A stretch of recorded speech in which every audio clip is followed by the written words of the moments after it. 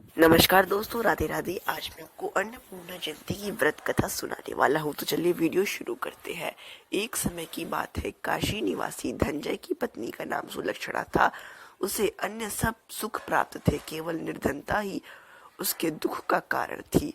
यह दुख उसे हर समय सताता था। एक दिन सुलक्षणा पति से बोली, स्वामी आप कुछ उद्यम करो तो काम चले। इस प्रकार कब तक काम चलेगा? सुलक्षणा की बात संजय के मन में बैठ गई और वह उसी दिन विश्वनाथ शंकर जी को प्रसन्न करने के लिए बैठ गया और कहने लगा, हे देवादिदेव विश्वेश्वर, मुझे पूजा पाठ कुछ आता नहीं है, केवल तुम्हारे भरोसे बैठा हूँ।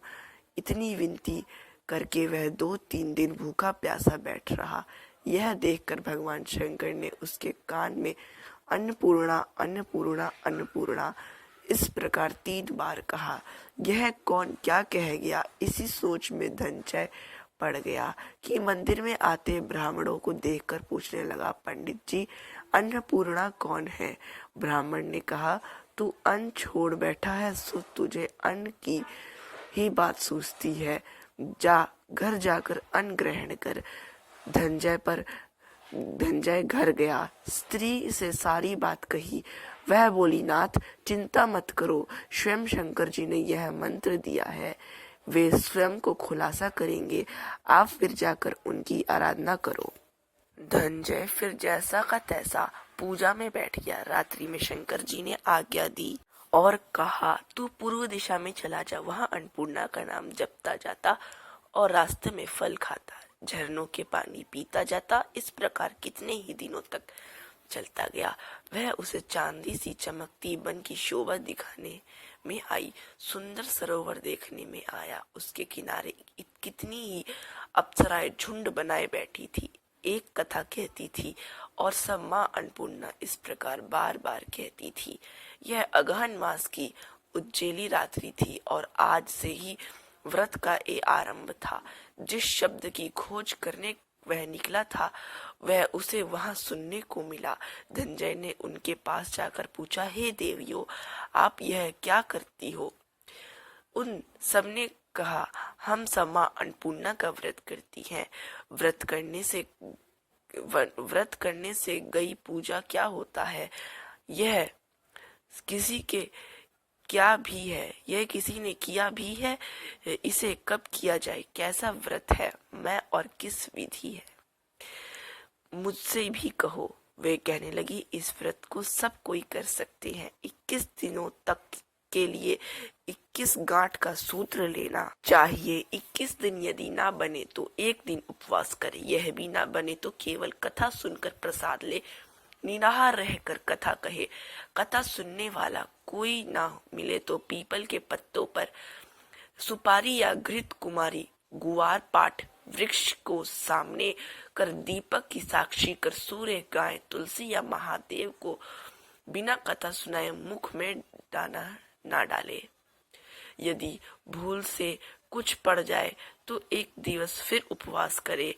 व्रत के दिन क्रोध ना करे और झूठ ना बोले। धनंजय बोला, इस व्रत के करने से क्या होगा?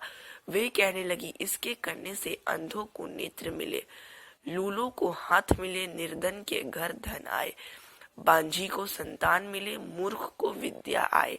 जो जिस कामना से व्रत करे, माँ उसकी इच्छा पूरी करती है।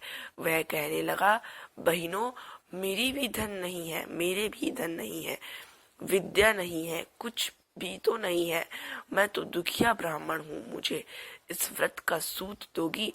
हाँ भाई, तेरा कल्याण हो, तुझे देंगी, ले इस व्रत का मंगल सूत्र ले। धनंजय ने व्रत किया। व्रत पूरा हुआ तभी सरोवर में से 21 खंड की सुवर्ण सीढ़ी हीरा मोती जड़ी हुई प्रकट हुई। धनंजय जय अन्नपूर्णा अन्नपूर्णा कहता जाता था। इस प्रकार कितनी ही सीढ़ियां उतर गया तो क्या देखता है कि करोड़ों सूर्य से प्रकाशमान अन्नपूर्णा का मंदिर है। उसके सामने सुवर्ण सिंहासन पर माता अन्नपूर्णा विराजमान है। सामने भिक्षा हेतु शंकर भगवान खड़े हैं। देवांगनाएं चुंवर डुलाती हैं। चवर डुलाती है, कितनी ही हथियार बांधे पहरा देती है। धनंजय दौड़कर जगदम्बा के चरणों में गिर पड़ा। देवी उसके मन का कलेश जान गई। धनंजय कहने लगा, माता आप तो अंतर्यामिनी हो, आपको अपनी दशा क्या बताऊं। माता बोली, मेरा व्रत किया है जो सारा तेरा सत्कार करेगा। माता ने धनंजय की जीवा पर बीज मंत्र लिख दिया। अब तो उसके रोम रोम में विद्या प्रकट हो गई। इतने में क्या देखता है कि वह काशी विश्वनाथ के मंदिर में खड़ा है। माँ का वरदान ले धनंजय घर आया। सुलक्षणा से ये सब बात कही। माता जी की कृपा से उसके घर में संपत्ति उमड़ने लगी। छोटा सा घर बहुत बड़ा गिना जाने लगा। जैसे शहद के छत्ते में मधुमक्खियां जमा होती है, उसी प्रकार अनेक सगे संबंधी आकर उसके बड़ाई करने लगे। कहने लगे, इतना धन और इतना बड़ा घर, सुंदर संतान नहीं तो इस कमाई का कौन भोग करेगा। सुलक्षणा से संतान नहीं है, इसलिए तुम दूसरा विवाह करो। अनिच्छा होते हुए भी धनंजय को दूसरा विवाह करना पड़ा और सती सुलक्षणा को सौत का दुख उठाना पड़ा। इस प्रकार दिन बीतते गए और फिर अगहन मास आया। नए बंधन से बंधे पति से सुलक्षणा ने कहलाया कि हम व्रत के प्रभाव से सुखी हुए हैं, इस कारण यह व्रत छोड़ना नहीं चाहिए। यह माता जी का प्रताप है जो हम इतने संपन्न और सुखी हैं। सुलक्षणा की बात सुन धनंजय उसके यहाँ आया और व्रत में बैठ गया। नई बहू को इस व्रत की खबर नहीं थी। वह धनंजय के आने की राह देख रही थी। दिन बीतते गए और व्रत पूर्ण होने में 3 दिवस बाकी थे कि नई बहू को खबर पड़ी। उसके मन में ईर्ष्या की ज्वाला दहक रही थी। सुलक्षणा के घर आ पहुंची और उसने वहां भगदड़ मचा दी। वह धनंजय को अपने साथ ले गई। नए घर में धनंजय को थोड़ी देर के लिए निद्रा ने आ दबाया। इसी समय नई बहू ने उसका व्रत का सूत तोड़कर आग में फेंक दिया। अब तो माता जी का कोप जाग गया। घर में अकस्मात आग लग गई, सब कुछ जलकर खाक हो गया। सुलक्षणा जान गई और पति को फिर अपने घर ले आई। नई बहू रूठ कर पिता के घर जा बैठी। पति को परमेश्वर मानने वाली सुलक्षणा बोली, नाथ घबराना नहीं, माता जी की कृपा अलौकिक है। पुत्र को पुत्र हो जाता है पर माता कुमाता नहीं होती। जब आप श्रद्धा और भक्ति से आराधना शुरू करो, वे जरूर हमारा कल्याण करेंगी। धनंजय फिर माता के पीछे पड़ गया। फिर वहीं सरोवर सीढ़ियां प्रकट हुई, उसमें माँ अन्नपूर्णा कहकर वह उतर गया। वहां जा माता जी के चरणों में रुदन करने लगा। माता प्रसन्न हो बोली, यह मेरी स्वर्ण की मूर्ति ले, उसकी पूजा करना, तू फिर सुखी हो जाएगा। जा, तुझे मेरा आशीर्वाद है। तेरी स्त्री सुलक्षणा ने श्रद्धा से मेरा व्रत किया है, उसे मैंने पुत्र दिया है। धनंजय ने आंख खोली तो खुद में काशी विश्वनाथ के मंदिर में खड़ा गया। फिर से उसी प्रकार घर को आया। इधर सुलक्षणा ने के 3 दिन चढ़े और महीने पूरे होते ही पुत्र का जन्म हुआ। गांव में आश्चर्य की लहर दौड़ गई, मानता आने लगा। इस प्रकार उसी गांव के निसंतान सेठ के पुत्र होने पर उसने माता अन्नपूर्णा का बनवा दिया।